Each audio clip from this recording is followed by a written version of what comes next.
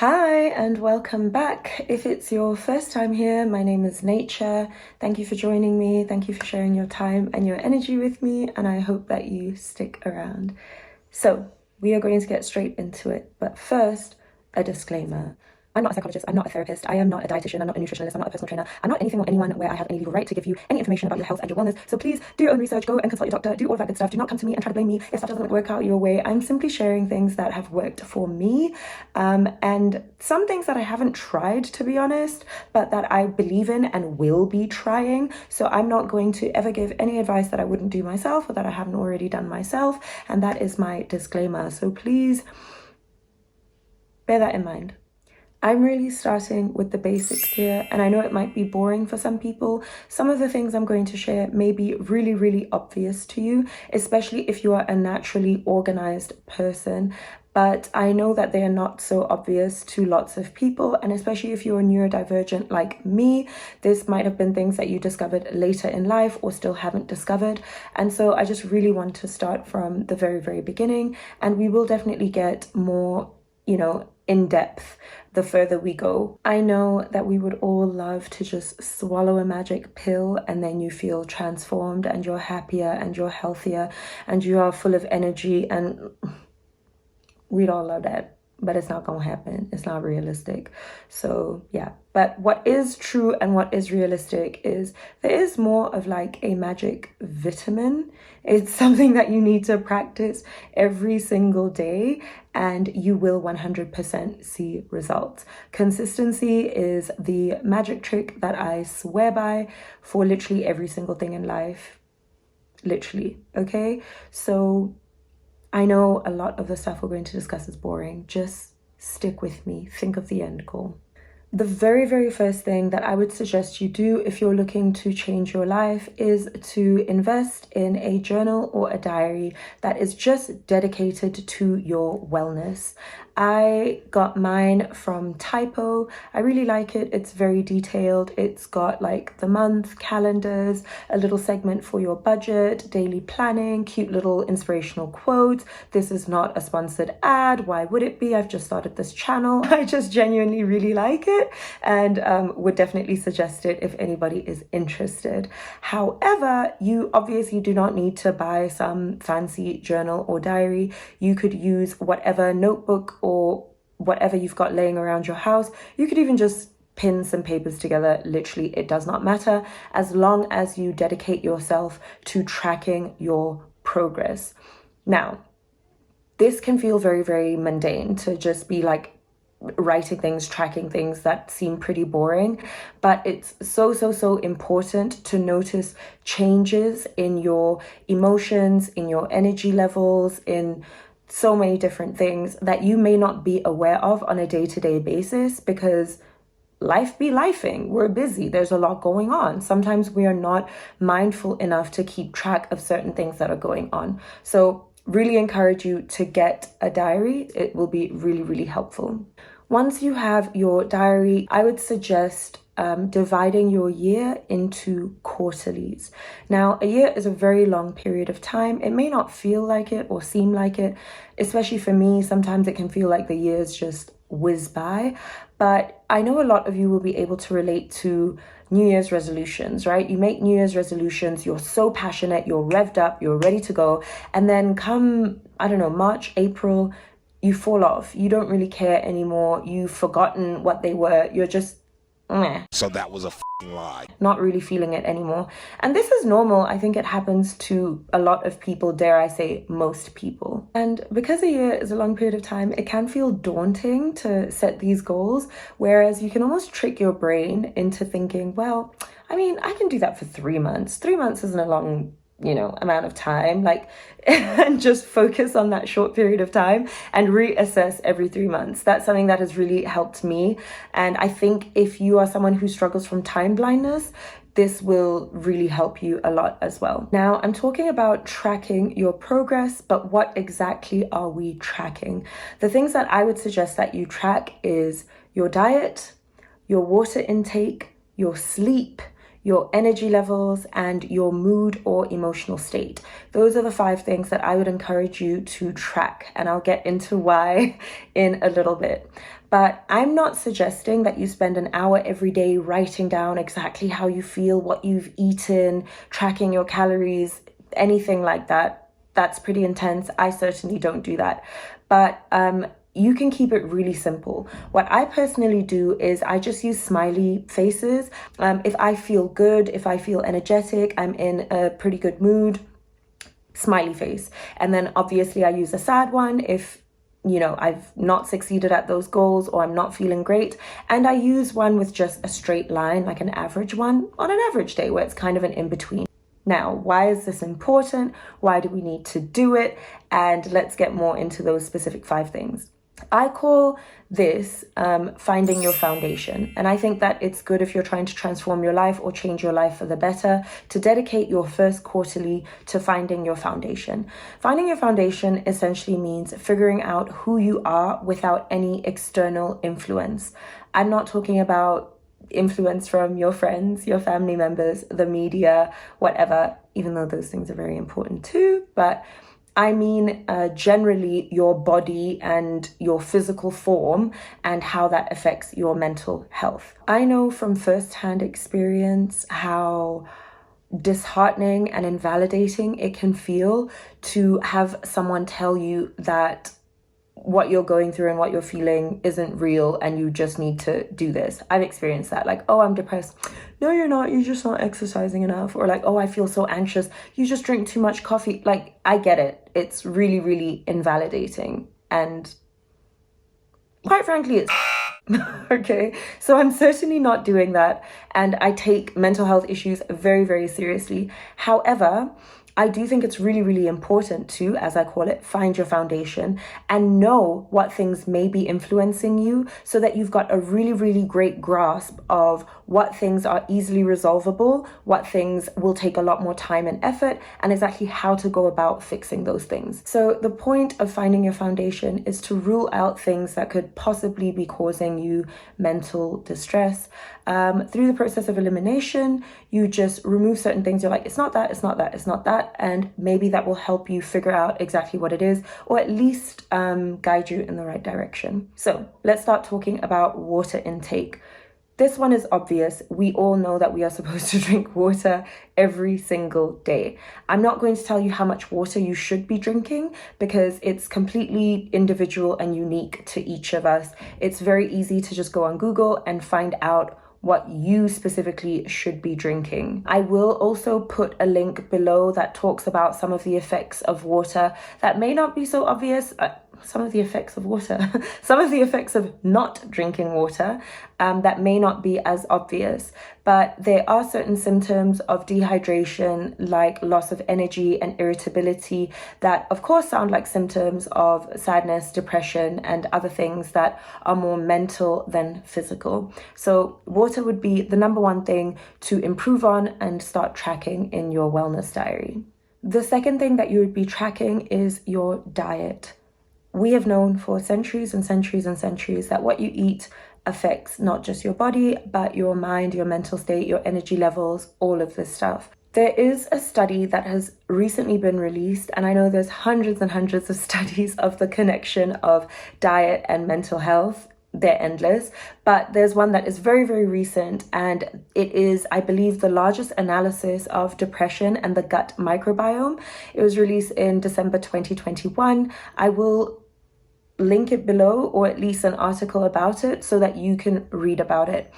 I know when it was released, so many people were saying, we've been known, we've been known, we've been known. But the reality is that information changes all the time. There was a time when people thought that smoking was good for you. What? So for me, I love when research is updated and people keep doing studies and discovering new things. So I will never be a we've been known person. I was about to use a bad word. But yeah, I will link that down below. So when it comes to your diet, it obviously depends on how much you want to throw yourself into this transformational journey. I would suggest cutting out things that do have a major emotional and mental influence on you, things like caffeine, alcohol, sugar, just for a certain amount of time, and really noting the effect it has on you and if it makes any difference, just so that you know. And just in general, eating healthier. However, if that seems like something that's too intense and something that you're not ready for, something that you don't want to do, then I simply suggest making everyday changes to your diet to eat healthier. The third thing that you should be tracking in your wellness diary is sleep. How many hours of sleep are you getting a night? Are they good quality hours of sleep? Are you tossing and turning? Are you having nightmares? Are you snoring in the middle of the night? Does it take you a long time to go to sleep? Are you struggling with insomnia? These are all things that you should be noting, and also noting if your daily habits have an effect on these things. Does exercising help you sleep better? Does eating healthier help you sleep better? What is the connection between them? Wonderful thing to track and take note of, and it will really, really change your getting better sleep.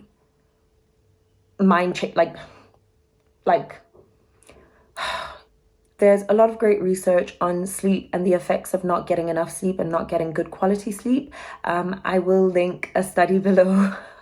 I love studies and research. Can you tell?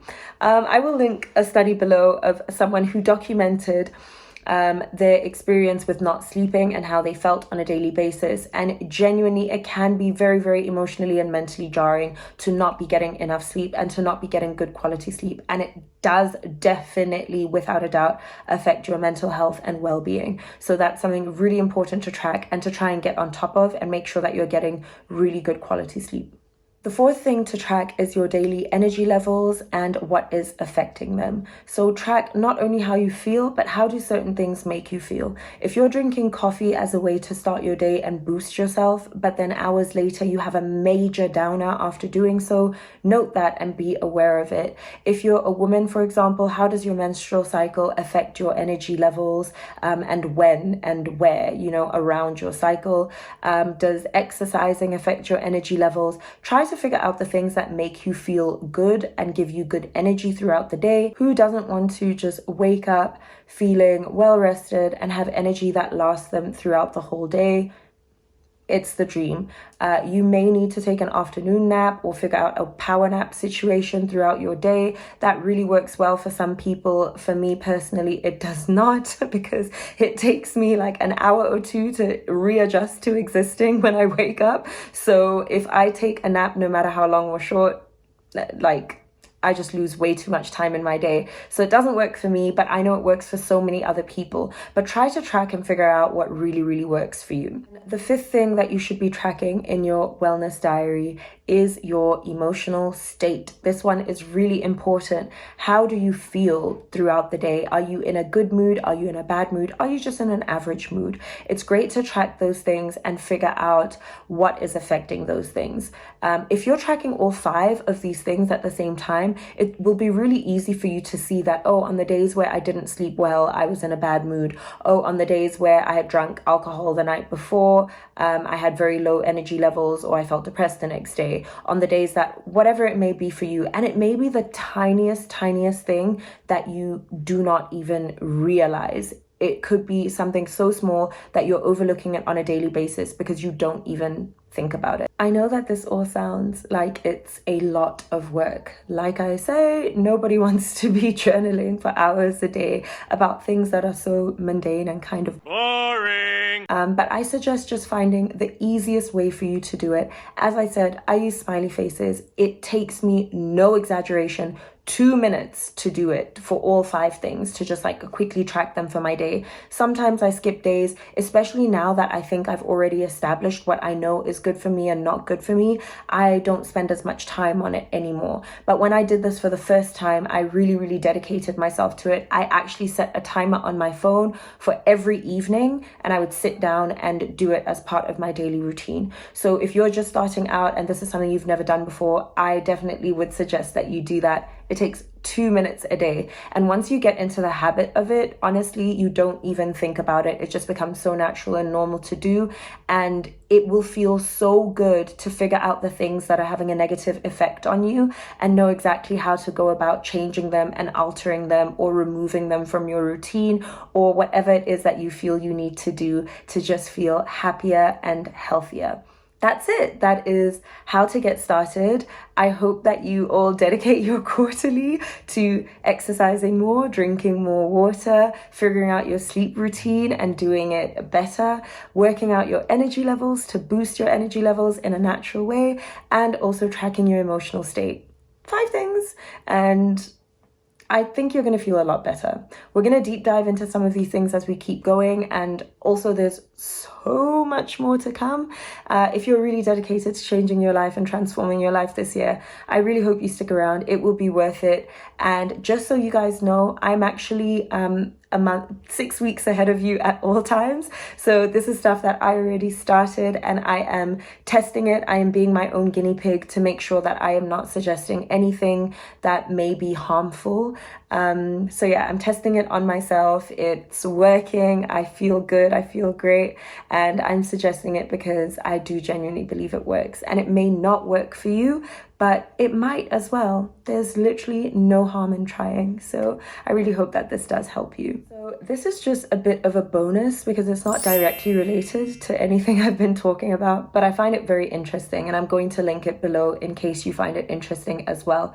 Bryan Johnson is spending $2 million a year de-aging himself, basically aging backwards or reducing his biological age.